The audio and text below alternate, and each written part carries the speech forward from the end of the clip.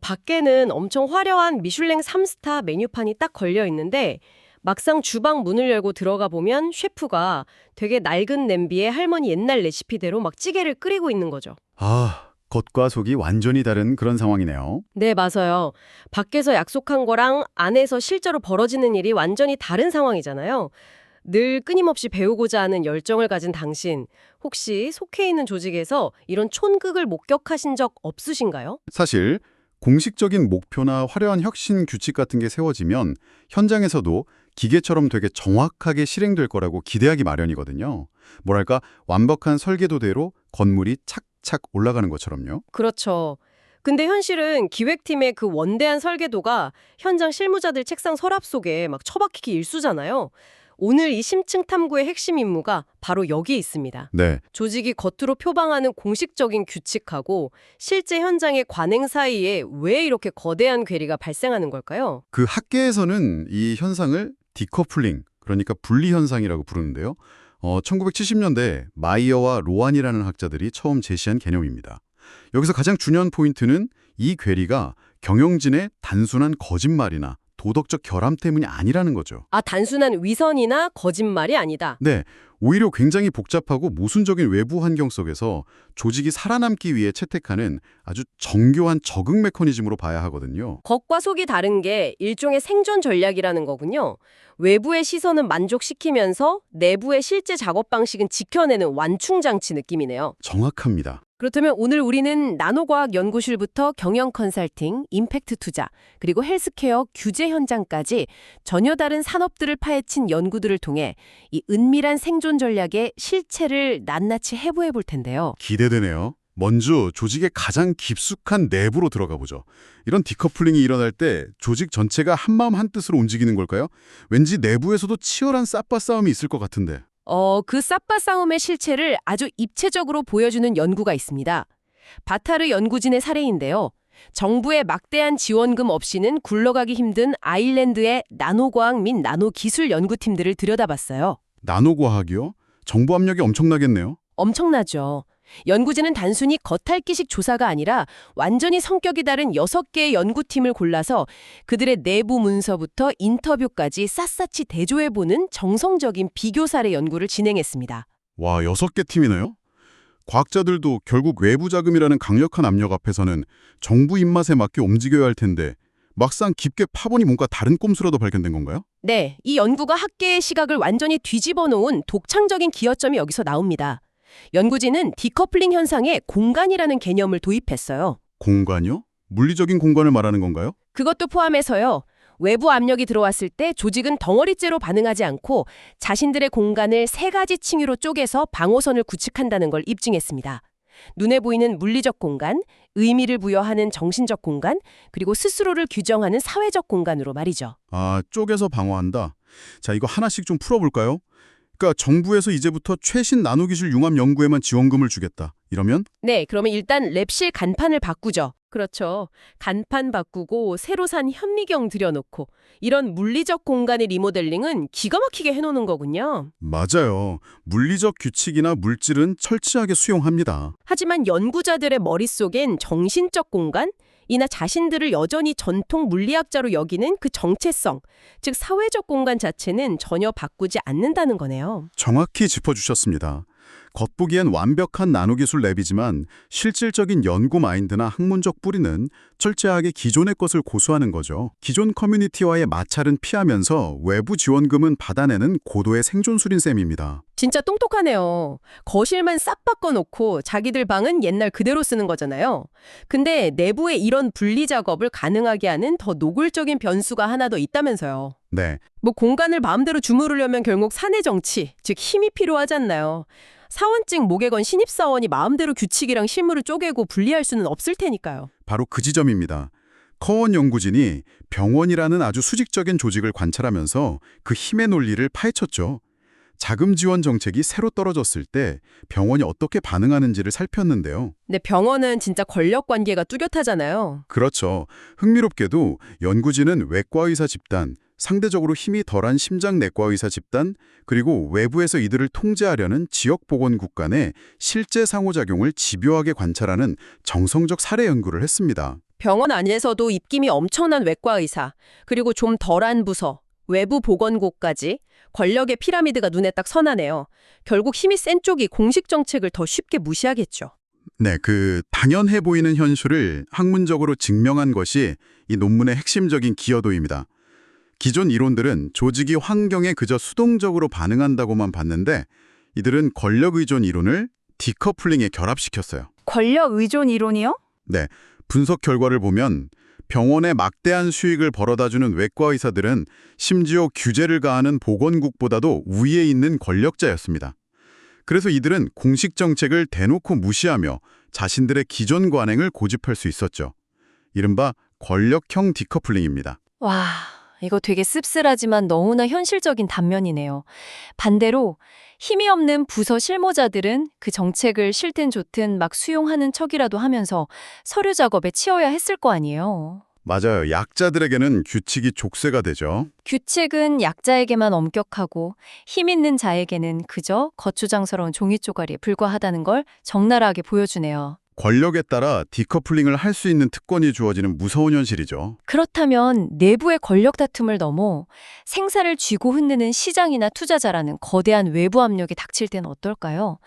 이익을 추구하는 컨설팅 기업들은 이런 외부 유행에 엄청 민감하잖아요. 아주 치열한 전쟁터죠. 호이징크벨트 연구진의 논문을 보면 입이 떡 벌어집니다. 90년대를 휩쓸었던 경영혁신 기법인 BPR, 즉 업무 프로세스 재설계를 컨설턴트들이 어떻게 써먹었는지 추적했거든요. 어떻게 추적했나요? 무려 1990년부터 2004년까지 14년에 걸쳐 네덜란드 경영 컨설턴트들이 쏟아낸 문헌 31편을 전부 분석하고 현업 컨설턴트 16명과 심층 인터뷰를 진행하는 아주 지난한 방식을 택했어요. 와, 14년치 흐름을 쫓았다고요? 그럼 단순히 한순간의 유행이 아니라 개념이 어떻게 진화하고 변질되는지 다 들여다봤다는 거군요. 근데 BPR은 2000년대 넘어가면서 완전 철진한 유행어 되지 않았나요? 그렇죠. 보통 트렌드에 민감한 컨설팅 펌이면 유행 지난 건 바로 폐기 처분하고 완전히 새로운 키워드를 딱 들고 올 텐데요. 놀랍게도 이들은 폐기하지 않았습니다. 여기서 도출된 아주 흥미로운 기여점이 바로 개념의 수명을 고무줄처럼 쭉 늘리는 이른바 스트레칭 전략입니다. 스트레칭이요? 늘린다고요? 네, 컨설턴트들은 개념 자체를 버리는 대신 개념의 알맹이인 내용, 시장에서의 포지셔닝, 그리고 거푸장지인 라벨을 서로 철저하게 분리시켜버렸습니다. 아, 여기서부터 정말 흥미로워지는데요.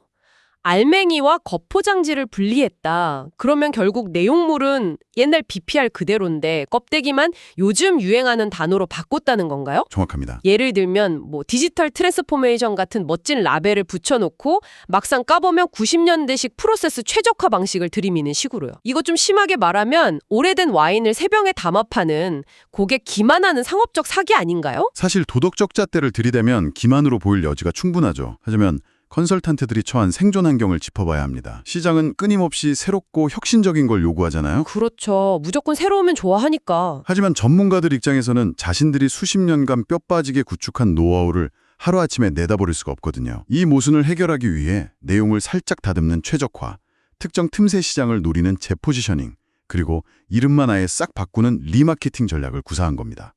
디커플링을 비즈니스 모델 그 자체로 승화시킨 거죠. 살아남기 위한 고육지책이라 얄밉긴 한데 그 치열함은 진짜 인정할 수밖에 없네요. 그렇다면 시장 이익만 쫓는 업계 말고 사회적 가치를 중시하는 이른바 착한 투자의 세계는 좀 다를까요? 아, 임팩트 투자 같은 분야 말씀이시죠? 네네. 그쪽 생태계는 어떨지 궁금해요. 카우프만 연구진이 바로 그 임팩트 투자 생태계를 파고들었습니다. 수익과 사회적 혜택을 동시에 추구하는 이 거룩한 생태계에서 과연 원대한 목표와 실제 성과가 제대로 일치하고 있는가를 본 거죠. 연구는 어떻게 진행됐나요? 무려 135건에 달하는 투자자 인터뷰와 100여 건의 문서 자료를 바탕으로 근거 이론 접근을 썼습니다. 밑바닥부터 훑어 올라가며 질적인 패턴을 찾아낸 거죠. 임팩트 투자라면 당연히 엄격한 성과 측정이 상명일 텐데 환경을 얼마나 보호했는지, 빈곤을 얼마나 구제했는지 아주 정확한 숫자가 뒷받침되어야 투자자들을 설득할 수 있을 거 아니에요. 이상적으로는 그래야만 하죠.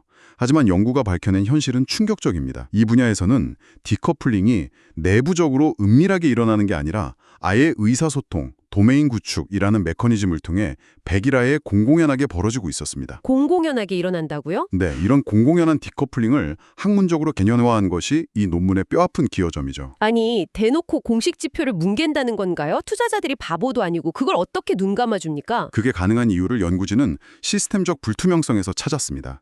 사회적 임팩트라는 것 자체가 명확하게 숫자로 치환하기 어려운 성질이 있잖아요. 그렇죠. 아무래도 수치화가 힘들죠. 이 불투명성이 짙을수록 디커플링이 더 기승을 부린다는 걸 입증한 겁니다. 명확한 지표가 없으니 객관적인 데이터의 빈자리를 아주 감동적인 스토리텔링이 대신해버리는 거죠. 숫자가 모호하니까 아예 눈물겨운 일화로 시선을 돌리는 거군요. 가령 펀드의 전체 수익률이나 실질적인 데이터 보여주는 대신에 우리가 투자한 프로그램 덕분에 빈민가에 살던 소년이 스커시 장학금으로 700만 달러를 받았습니다. 이런 가슴 뭉클한 일화적 지표를 전면에 내세우는 식이네요. 완벽하게 이해하셨습니다. 매력적인 스토리와 일화적인 사례로 전체 성과를 포장해버리죠. 엄격한 성과 측정이라는 원래 기능은 사라지고 긍정적인 이미지를 구축해서 더 많은 투자금을 끌어모으려는 마케팅 수단으로 전락하는 겁니다. 진짜 기가 막히네요. 내부의 권력 다툼, 컨설턴트들의 라벨가리, 착한 투자의 감동적인 스토리텔링까지 쭉 듣다 보니까 이 디커플링이라는 게 현대 조직의 불치병 같다는 생각마저 듭니다. 되게 만연해 있죠. 영원히 밖에는 미슐랭 간판 달고 안에서는 할머니 찌개 끓이는 이 기만적인 상황을 지켜봐야만 하는 건가요? 찢어진 겉과 속을 다시 꿰매는 리커플링은 정녕 불가능한 겁니까? 다행히 희망적인 해결책을 제시한 연구가 있습니다. 네덜란드 헬스케어 부문의 공공규제당국이 조직의 디커플링을 찾아내고 이를 어떻게 좁힐 수 있는지 실험한 드브리와 스투펜달의 논문이죠. 오, 규제 당국이 직접 나섰군요. 네, 이들은 시스템 기반 규제 파일럿 프로젝트에 참여한 6개 헬스케어 기관을 1년이 넘는 시간 동안 밀착 취재했어요. 현장의 찰싹 달라부터 100시간 넘게 관찰하고 25시간 인터뷰하는 민족지향적이고 형성적인 평가 연구를 벌였습니다. 1년이나 밀착 취재를 했다면 뭔가 근본적인 돌파구를 찾았겠네요. 여기서 이 연구의 놀라운 독창성이 발휘됩니다. 기존에는 단순히 목표와 행동의 괴리만 봤다면 이들은 그 사이에 관리 시스템이라는 새로운 연결고리를 매개체로 도입했어요. 관리 시스템이요? 네, 그래서 괴리를 3가지로 정교하게 쪼갰습니다. 목표와 시스템 사이의 디커플링, 시스템과 실제 관행 사이의 디커플링, 그리고 관행과 결과 사이의 디커플링으로 말이죠. 해상도를 확 높여서 문제를 진단한 거군요. 하지만 진단을 아무리 잘해도 결국 당국에서 니네 벌금 내 이러면서 강압적인 방식이면 조직들은 또다시 겉으로만 따르는 척 새로운 디커플링을 만들어내지 않을까요? 당국도 그 점을 정확히 알았습니다. 그래서 처벌 위주가 아닌 메타 규제라는 방식을 도입했죠. 결과 수치 자체를 옥죄는 게 아니라 조직이 스스로를 통제하는 그 시스템 자체에 대해 질문을 던지는 규제 방식입니다. 질문을 던진다. 네, 강압이 아닌 상호 대화적 규제를 거치면서 조직들이 수동적인 회피를 멈추고 자발적으로 리커플링을 향해 나아갈 수 있음을 입증한 겁니다. 아, 비유하자면 위생검사관이 식당 주방에 들이닥쳐서 다짜고짜 냉장고 온도계부터 들이밀고 적정 온도 초과다, 영업정지다 이렇게 엄포를 놓는 결과 규제 방식이 아니네요. 그렇죠. 셰프를 딱 앉혀놓고 바쁜 점심시간에도 직원들이 냉장고 온도를 빼먹지 않고 체크하게끔 당신은 어떤 시스템을 만들어 놓았습니까? 라고 묻는 거군요. 시스템의 본질을 꿰뚫는 완벽한 비유입니다. 밖에서 온도를 맞추라고 윽박지르면 검사관이 왔을 때만 얼음을 쏟아붓겠죠. 하지만 시스템에 대해 질문을 던지면 셰프는 그제야 공식 매뉴얼과 직원들의 엉망인 실제 동선이 얼마나 어긋나 있는지 스스로 깨닫게 됩니다. 아, 스스로 깨닫게 되는군요. 네, 스스로 틈을 메우기 시작하죠. 일방적인 감시가 아니라 거울을 보게 만드는 대화의 힘입니다. 거울을 보게 만드는 규제라 진짜 스마트하네요. 자, 과학연구실의 공간 쪼개기부터 네덜란드의 지능적인 규제까지 정말 방대한 여정을 지나왔습니다. 지금 이 깊은 탐구를 귀 기울여 듣고 있는 당신, 머리가 조금 복잡해지셨을 수도 있겠네요. 그럴 수 있죠. 내용이 많았으니까요. 이 시점에서 이 수많은 연구 결과들을 쫙 묶어본다면 도대체 이 모든 게 당신에게 무슨 의미일까요? 우리가 다룬 사례들은 무대가 전부 다릅니다. 하지만 이 궤적을 하나로 모아보면 명확한 진실이 떠오르거든요. 우리가 직장에서 답답해하며 위선이나 보여주기식 행정이라고 욕했던 수많은 절차들이 사실은 물리적 제약이나 꽉 막힌 생존 압력 속에서 조직이 숨을 쉬기 위해 발버둥 친 적응 전략이라는 점입니다. 살아남으려고 진화시킨 아가미 같은 거군요. 하지만 그 아가미에만 의존하면 물 밖으로는 영영 못 나오잖아요. 방치하면 본래 조직의 목적성을 잃고 껍데기만 남게 되니까요. 맞습니다. 그래서 네덜란드 사례처럼 일방적 통제가 아닌 시스템의 질을 높이는 상호 대화가 필요하다는 것이 전체를 관통하는 결론입니다. 학자들은 여기서 더 나아가 향후 연구 방향들도 던져주었는데요. 어떤 제언들이 있었나요? 공간을 분리한다고 했던 바타르 연구진은 그 분리된 디커플링 공간들이 시간에 따라 어떻게 변하는지 긴 호흡으로 쫓는 종단 연구를 제언했고요. 아, 가짜로 만들어둔 정체성이 나중에 시간 지나서 진짜가 될 수도 있으니 그걸 추적해보자는 거군요. 네, 그리고 컨설팅 사례를 다룬 호이징크 벨트는 지식 생산 과정에서 클라이언트의 관점까지 포함하는 연구를 촉구했습니다. 또 임팩트 투자를 본 카우프만은 불투명한 분야의 억지로 표준화를 강요하기보다 실패와 학습을 공유할 수 있는 개방된 성찰 공간을 구축하는 방안을 연구하자고 했죠. 억지로 지표를 맞추려다 디커플링이 생기니까 아예 터놓고 얘기할 공간을 만들자는 거네요. 그렇죠. 마지막으로 병원을 다룬 커는 다양한 권력의 렌즈를 통해 제도적 메커니즘을 바라봐야 한다고 강조했습니다. 결국 더 긴 시간 동안 더 다각적인 시선으로 이 숨막히는 권력의 체스판을 들여다봐야 한다는 거네요. 자, 지식을 흡수하며 조직의 작동 원리에 지독한 호기심을 품은 당신. 오늘 이 대화를 통해 당신의 출근길 혹은 속해 있는 단체가 조금 다르게 보이지 않나요? 아마 그럴 겁니다.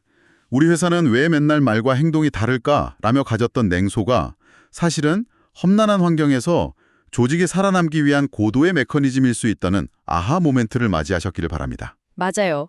눈앞에 불합리해 보이는 규칙 뒤에 대체 어떤 밥그릇 싸움이 있는지, 또 어떤 외부 압력이 조직을 그토록 위선적으로 빚어냈는지 꿰뚫어 볼 수 있게 되셨을 겁니다. 완전히 새로운 분석의 틀을 얻으신 거죠. 이제 오늘 이 탐구를 마무리하며 당신의 뇌리를 자극할 도발적인 질문을 하나 던지겠습니다. 만약 오늘 당장 전 세계 모든 조직의 공식적인 규정과 실제 현장의 업무가 단 1%의 오차도 없이 완벽하게 일치되도록 강제하는 법이 통과된다고 상상해 보십시오. 100%의 투명성과 완벽한 커플링이네요. 말만 들으면 참 정의롭고 이상적이죠. 그렇죠. 근데 모든 틈새를 시멘트로 빈틈없이 발라버린 그곳에 과연 조직이 유연하게 꼼지락거릴 공간이 남아 있을까요? 아마 숨 막혀서 제대로 돌아가지 못할 겁니다. 완벽한 투명성이야말로 혼란스러운 현실 속에서 혁신하고 생존할 수 있는 능력을 파괴해버릴지도 모르죠. 네. 매일같이 요동치고 예측 불가능한 현실 속에서 약간의 어긋남, 이 디커플링이야말로 꽉 막힌 현대 조직이 질식하지 않게 펌프질을 해주는 허파 같은 것은 아닐까요? 뉘슐랭 3스타 메뉴판과 할머니의 낡은 찌개 냄비 사이의 그 좁은 간극. 어쩌면 그게 식당이 망하지 않고 오랫동안 우리 곁에 남아있는 진짜 비결일지도 모릅니다. 완벽함이라는 환상을 깨고 겉과 속이 다른 불완전함 속에서 생존의 질서를 발견하는 깊은 시간이었습니다. 오늘 함께 나눈 통찰이 당신이 세상을 바라보는 시야를 한 뼘 더 넓혔기를 바라며 당신의 그 지독한 호기심을 끝까지 응원하겠습니다. 다음 심층 탐구에서도 당신의 고정관념을 기분 좋게 부숴버릴 지식과 함께 돌아오겠습니다.